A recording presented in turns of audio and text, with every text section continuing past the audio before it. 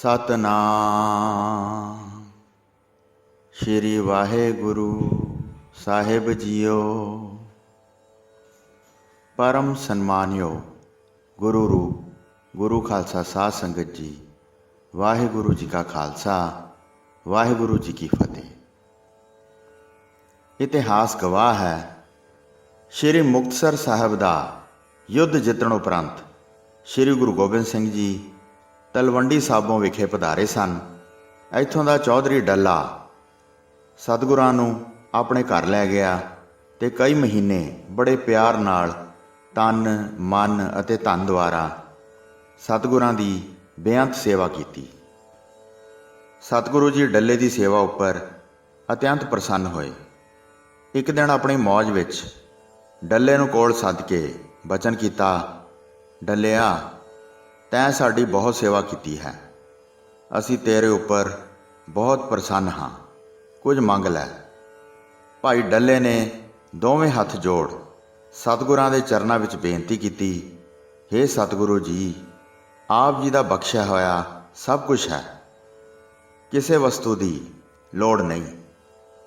सतगुरु जी ने फिर दोबारा वचन किया कि डल्लिया कुछ तो मंग लै। डल्ले ने फिर सतगुरु जी का धन्नवाद ही किया। सतगुरु जी ने प्यार विच फिर तीसरा वचन किया। तद डल्ले ने हथ जोड़ के बेनती की, हे सतगुरु जी, जे त्रुठे हो तद परलोक विच अपने चरनां विच पीढ़ी जिन्नी जगह बख्शिश कर दिओ, होर किसी किस्म की कोई इच्छा नहीं है। सतगुरां ने वचन किया कि फिर अमृत छको, डल्ला सिंह कहावो ते सिदक दी कमाई करो। डल्ले ने कहा, पातशाह मैं तो बहुत अमृत छकिया है। सतगुरु जी ने पूछा कि तैं कित्थों अमृत छकिया है? असां तां तैनूं ना छकदियां डिठा ना सुनिया। डल्ले ने बेनती की कि सतगुरु जी, आप जी दे थाल विचों आप जी का अमृत प्रसाद लैके मैं रोज़ छकदा रहा हाँ। सतगुरां ने फिर हुक्म किया कि वह अमृत छक जो शस्त्र नाल तैयार हुंदा है। डल्ले ने फिर कहा, पातशाह जी, असी जो कड़ाह प्रसाद रोज़ छकते हाँ, किरपान भेट हो के सिरी जी दे मुखारबिंद लगता है, सो आप जी का बख्शिया शस्त्र सजिया कड़ाह प्रसाद अमृत जान के छकदा रहा हाँ। सतगुरु जी डल्ले का यह बचन सुन के मुस्कुराए ते बचन किया कि डल्लिया खंडे बाटे का अमृत छक। जो अमृत खंडे को लै है, गुर के सो जहाज चढ़ जाया है। डल्ले ने नैन भर के सीस निवाया अते गुरु हुक्म नूं सत बचन करके मन्निया अते अगले ही दिन होर बेअंत प्रेमियां समेत डल्ले ने अमृत पान किया ते डल्ला सिंह सज गया।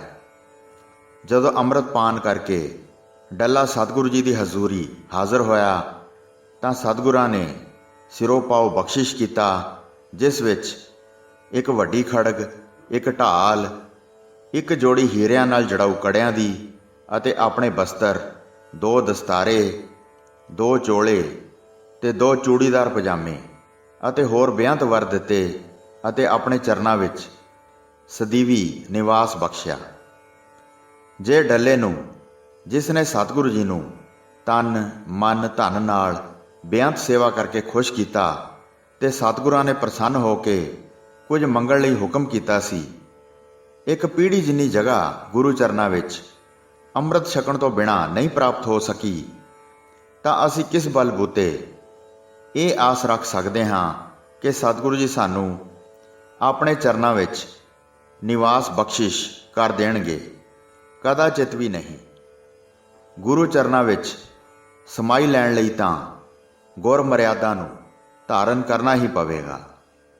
प्रथम रहत यह जान, खंडे की पहल छके, सोई सिंह प्रधान, अवर ना पहल जे लए। भाई वीर सिंह जी अते संत बाबा हरनाम सिंह जी रामपुर खेड़े वाले अमृत की महानता दर्शाउण लई अक्सर ये वचन कहा करते सन कि संसार विच ਉਹ ਮਨੁੱਖ ਜਿਸ ਦੇ ਭਾਗਾਂ ਵਿੱਚ ਇੱਕ ਵਕਤ ਦਾ ਪ੍ਰਸ਼ਾਦਾ ਲਿਖਿਆ ਹੋਵੇ, ਦੂਸਰਾ ਡੰਗ ਉਸਨੇ ਭੁੱਖੇ ਬਤੀਤ ਕਰਨਾ ਹੋਵੇ, ਜੇ ਅਜਿਹਾ ਪ੍ਰਾਣੀ ਗੁਰੂ ਕੇ ਖੰਡੇ ਬਾਟੇ ਦਾ ਅੰਮ੍ਰਿਤ ਪਾਨ ਕਰ ਪੂਰਨ ਰਹਿਤ ਅਤੇ ਰਹਿਣੀ ਦਾ ਧਾਰਨੀ ਬਣ ਜਾਵੇ, ਉਸ ਨੂੰ ਦੋਵੇਂ ਵਕਤਾਂ ਦਾ ਪ੍ਰਸ਼ਾਦਾ ਅਵਸ਼ ਮਿਲਣ ਲੱਗ ਜਾਵੇਗਾ। ਉਸ ਦੇ ਸੰਸਾਰਿਕ ਕੰਮ ਵੀ ਕਿਸੇ ਨਾ ਕਿਸੇ ਹੀਲੇ ਵਸੀਲੇ ਸਿਰੇ ਚੜ੍ਹਨ ਲੱਗ ਪੈਣਗੇ। ਇੰਨਾ ਫਰਕ ਤਾਂ ਇਸ ਲੋਕ ਵਿੱਚ ਹੀ ਪੈ ਜਾਂਦਾ ਹੈ। ਅੰਮ੍ਰਿਤ ਛਕਣ ਉਪਰੰਤ ਜੋ ਆਤਮਿਕ ਬਖਸ਼ਿਸ਼ਾਂ ਸਤਿਗੁਰੂ ਜੀ ਕਰਦੇ ਹਨ, ਉਹਨਾਂ ਦਾ ਤਾਂ ਅੰਦਾਜ਼ਾ ਲਗਾਉਣਾ ਅਤ ਕਠਿਨ ਹੈ। ਦੂਸਰੇ, ਜਿਹੜਾ ਪ੍ਰਾਣੀ ਖੰਡੇ ਬਾਟੇ ਦੇ ਅੰਮ੍ਰਿਤ ਦੀ ਦਾਤ ਪ੍ਰਾਪਤ ਕਰਕੇ ਗੁਰੂ ਵਾਲਾ ਬਣ ਜਾਂਦਾ ਹੈ, ਜੇ ਉਹ ਸ਼ਰਧਾ ਭਾਵਨੀ ਨਾਲ ਸਵੇਰੇ ਸ਼ਾਮ ਪੂਰਾ ਨਿਤਨੇਮ ਕਰੇ, 4 ਬਜਰ ਕਰਹਿਤਾਂ ਤੋਂ ਸਦਾ ਲਈ ਬਚਿਆ ਰਹੇ, ਪੂਰਨ ਰਹਿਤ ਅਤੇ ਰਹਿਣੀ ਦਾ ਧਾਰਨੀ ਬਣ ਕੇ ਆਪਣਾ ਜੀਵਨ ਬਤੀਤ ਕਰੇ, ਐਸੇ ਰਹਿਤ ਅਤੇ ਰਹਿਣੀ ਦੇ ਧਾਰਨੀ ਦਾ ਧਰਮਰਾਜ ਅਤੇ ਧਰਮਰਾਜ ਦੇ ਜਮਦੂਤਾਂ ਨਾਲੋਂ ਵਾਸਤਾ ਹੀ ਖਤਮ ਹੋ ਜਾਂਦਾ ਹੈ। ਧਰਮਰਾਜ ਦਰ ਕਾਗਦ ਫਾਰੇ, ਜਨ ਨਾਨਕ ਲੇਖਾ ਸਮਝਾ। ਜੇ ਗੁਰੂ ਚਾਲੀ ਅਨੁਸਾਰ ਚੱਲ ਕੇ ਜਗਿਆਸੂ ਦੀ ਅਵਸਥਾ ਨਾਨਕ ਲੀਨ ਭਇਓ ਗੋਬਿੰਦ ਸਿਉ, ਜਿਉਂ ਪਾਣੀ ਸੰਗ ਪਾਣੀ ਦੀ ਬਣ ਗਈ ਹੈ, ਤਾਂ ਸਤਿਗੁਰੂ ਜੀ ਉਸ ਨੂੰ ਆਪਣੇ ਸਰੂਪ ਵਿੱਚ ਅਭੇਦ ਕਰ ਲੈਂਦੇ ਹਨ। ਪਰ ਜੇ ਘਾਲ ਕਮਾਈ ਵਿੱਚ ਥੋੜ੍ਹੀ ਕਮੀ ਪੇਸ਼ੀ ਰਹਿੰਦੀ ਹੋਵੇ, ਤਦ ਸਤਿਗੁਰੂ ਜੀ ਉਸ ਨੂੰ ਕਿਸੇ ਚੰਗੇ ਗੁਰਸਿੱਖ ਦੇ ਘਰ ਜਨਮ ਬਖਸ਼ਿਸ਼ ਕਰਕੇ ਨਾਮ ਦੀ ਕਮਾਈ ਪੂਰੀ ਕਰਨ ਵਾਸਤੇ ਹੋਰ ਸਮਾਂ ਬਖਸ਼ਿਸ਼ ਕਰ ਦਿੰਦੇ ਹਨ। ਗੁਰਮਤਿ ਦੇ ਧਾਰਨੀ ਗੁਰਸਿੱਖ ਉੱਪਰ ਕਿਸੇ ਵੀ ਦੇਵੀ ਦੇਵਤੇ ਜਾਂ ਕਿਸੇ ਵੀ ਭੈੜੀ ਅਵਗਤ ਰੂਹ ਦਾ ਜੰਤਰ ਮੰਤਰ ਅਤੇ ਟੂਣੇ ਟਿਪਾਣੇ ਦਾ ਕਦਾਚਿਤ ਵੀ ਅਸਰ ਨਹੀਂ ਹੁੰਦਾ। ਉਸ ਉੱਤੇ ਤਾਂ ਸ੍ਰੀ ਗੁਰੂ ਅਰਜਨ ਦੇਵ ਜੀ ਦੇ ਬਚਨ ਢੁੱਕ ਜਾਂਦੇ ਹਨ। ਰਾਮ ਨਾਮ ਜੋ ਜਨ ਜਪੈ, ਅਨ ਦਿਨ ਸਦ ਜਾਗੈ, ਤੰਤ ਮੰਤ ਨਹਿ ਜੋ ਹਈ, ਤਿਤ ਚਾਖ ਨ ਲਾਗੈ, ਕਾਮ ਕ੍ਰੋਧ ਮਦ ਮਾਨ ਮੋਹ ਬਿਨ ਸੇ ਅਨਰਾਗੈ, ਆਨੰਦ ਮਗਨ ਰਸ ਰਾਮ, ਰੰਗ ਨਾਨਕ ਸਰਨਾਗੈ। ਜਿਹੜਾ ਸਿੱਖ ਸਤਿਗੁਰੂ ਜੀ ਦੀ ਸ਼ਰਨ ਵਿੱਚ ਸ਼ਰਧਾ ਭਾਵਨੀ ਨਾਲ ਇੱਕ ਕਦਮ ਵੀ ਚੱਲ ਕੇ ਆਉਂਦਾ ਹੈ, ਸਤਿਗੁਰੂ ਜੀ ਉਸ ਨੂੰ ਕਰੋੜਾਂ ਕਦਮ ਅੱਗੇ ਹੋ ਕੇ ਲੈਣ ਆਉਂਦੇ ਹਨ। ਜਿਹੜਾ ਸਿੱਖ ਇੱਕ ਵਾਰੀ ਵੀ ਗੁਰੂ ਦੇ ਬਖਸ਼ਿਸ਼ ਕੀਤੇ ਗੁਰਮੰਤਰ ਦਾ ਜਾਪ ਕਰਦਾ ਹੈ, ਸਤਿਗੁਰੂ ਜੀ ਐਸੇ ਸਿੱਖ ਨੂੰ ਕਰੋੜਾਂ ਵਾਰੀ ਪਿਆਰ ਨਾਲ ਯਾਦ ਕਰਦੇ ਹਨ। ਜਿਹੜਾ ਸਿੱਖ ਪ੍ਰੇਮਾ ਭਗਤੀ ਵਿੱਚ ਭਿੱਜ ਕੇ ਸਿਦਕ ਅਤੇ ਪਿਆਰ ਨਾਲ ਸਤਿਗੁਰੂ ਜੀ ਦੇ ਅੱਗੇ ਭਾਵੇਂ ਇੱਕ ਕੌਡੀ ਮਾਤਰ ਵੀ ਭੇਟਾ ਰੱਖੇ, ਸਤਿਗੁਰੂ ਜੀ ਐਸੇ ਭਾਵਨੀ ਵਾਲੇ ਸਿੱਖ ਨੂੰ ਲੋਕ ਪਰਲੋਕ ਦੇ ਸਾਰੇ ਖਜ਼ਾਨੇ ਬਖਸ਼ਿਸ਼ ਕਰਕੇ ਮਾਲੋ ਮਾਲ ਕਰ ਦਿੰਦੇ ਹਨ। ਸਤਿਗੁਰੂ ਜੀ ਬਹੁਤ ਦਿਆਲੂ ਹਨ। ਸਤਿਗੁਰੂ ਜੀ ਦੀ ਮਹਿਮਾ ਅਗਾਧ ਬੋਧ ਅਤੇ ਸਮਝ ਤੋਂ ਪਰੇ ਹੈ। ਇਸ ਲਈ ਐਸੇ ਦਿਆਲੂ ਕਿਰਪਾਲੂ ਸਤਿਗੁਰੂ ਜੀ ਨੂੰ ਹਮੇਸ਼ਾ ਹਮੇਸ਼ਾ ਮਨ ਬਚ ਕਰਮ ਕਰਕੇ ਬਾਰੰਬਾਰ ਨਮਸਕਾਰ ਹੈ। ਸਤਿਗੁਰੂ ਜੀ ਵਰਗਾ ਸੰਸਾਰ ਵਿੱਚ ਹੋਰ ਕੋਈ ਨਹੀਂ ਹੈ। ਵਾਹਿਗੁਰੂ ਜੀ ਕਾ ਖਾਲਸਾ, ਵਾਹਿਗੁਰੂ ਜੀ ਕੀ ਫਤਿਹ।